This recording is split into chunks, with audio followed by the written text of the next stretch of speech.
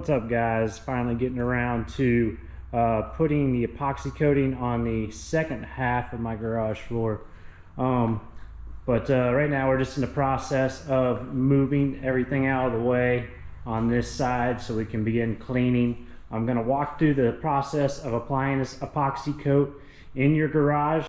It helps protect against oil and chemical spills, and it's a two-part epoxy, so I'm going to be showing you that process now.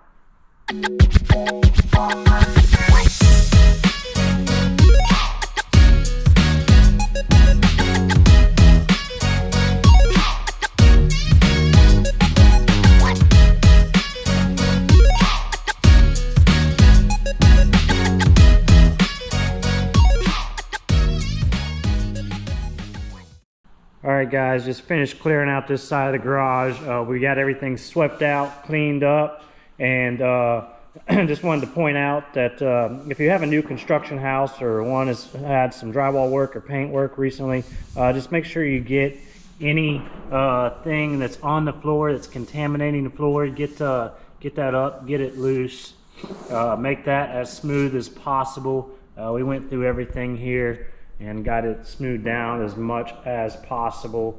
Some of this smaller stuff, like you can see, it looks like there's a little paint there. There's still some drywall compound residue, but it's all flat and it's all been scraped off even with the surface, so that's what's important. And as we do the acid etch process, that should take care of any other concerns, but we pretty much got the floor prepped here, so we're going to go ahead and start the acid etching process. So this is the Rust-Oleum Epoxy Shield Kit I'll be using today. It's a 2.5 car garage kit, so it covers up to 450 to 500 square feet. And this is the gray gloss kit. As you can see, this kit comes in many different colors. So depending on the color and the look that you want, you can select many different options.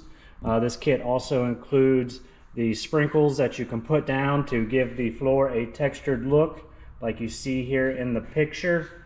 So one thing, as you see here on my floor, that on the half that I've already done, guys, I did not apply the chips to this. I've done it in the past in my previous garages. But one thing I found when I'm working on cars is that if you drop a bolt or a nut or something like that, it makes it a lot more difficult to find it. So in this application, I will not be applying the chips to give it that textured look. This kit has a three-step easy application process. One is just preparing the floor by scrubbing the floor with the acid etch system. So it etches the concrete and prepares it for the epoxy to be put down. And then once that is done, all you simply do is mix the epoxy and then begin applying the epoxy to the floor. You can order this kit on Amazon. I'll leave a link in the description below. Alright guys, another thing that you want to do is if you've got any places where there's oil or grease on the floor, you want to make sure you get that up. So I had a couple spots here working on cleaning up. And then I'm also getting ready to mix the acid etch concentrate in water. It says in the directions for each one of these packets to use 2 gallons of water.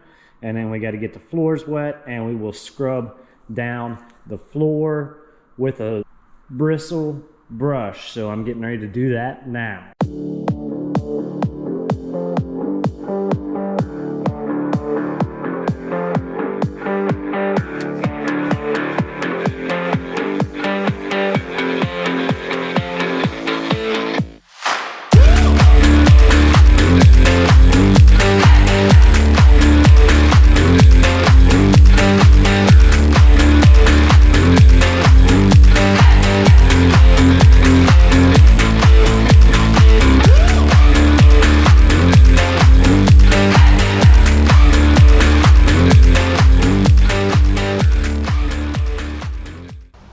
What's up, guys? It's been about 96 hours since I finished etching and rinsing out the garage here, but I just wanted to let you know, like the directions say, you got to make sure that the concrete is dry before you begin applying the epoxy.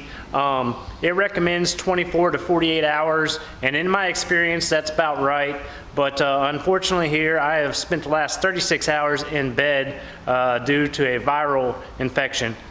But I'm feeling better today, so I'm ready to get started on applying this epoxy coat. A couple tips that I have to get the concrete dry as quick as possible is after finishing the rinsing process is to get yourself some sort of squeegee to remove any standing water. And then from there, it's about getting air movement across the concrete. So in my case, I opened the back door on the garage along with the garage door to help airflow move through the area. Also, I have this mini split air system, which I set the AC overnight to get some airflow across the garage floor and to help dry things out a bit. The temperature dropped that night, and so by morning it was just blowing air, but it wasn't running the AC. And it felt like a sauna in here. Now, it wasn't hot. The temperature was around the high 60s, but it was very muggy. And one thing I realized that I'd forgotten was that that mini split system also had a dehumidifier effect. And I turned that on, and within about 40 minutes, all the humidity was gone, and I noticed some big wet spots on the floor had pretty much dried up. Another thing you could do is to get a box fan or some kind of fan to circulate air across the floor. So in my case here, I've got a bathroom, a half bathroom in here that I'm also going to be applying the epoxy coat. And in there, I turned on the exhaust fan to help move air around and to help dry things out. But as you can see, everything is very dry here now, so I am ready to start applying this epoxy coat.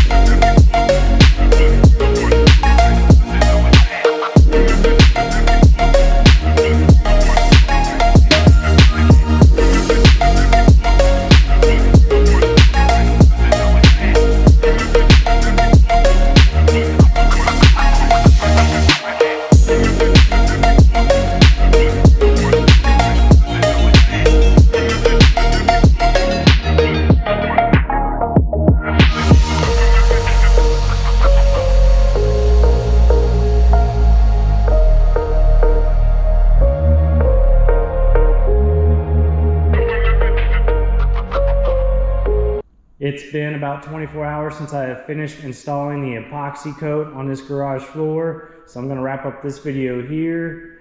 Up next, I'm going to put some trim on the walls and get everything set back into place.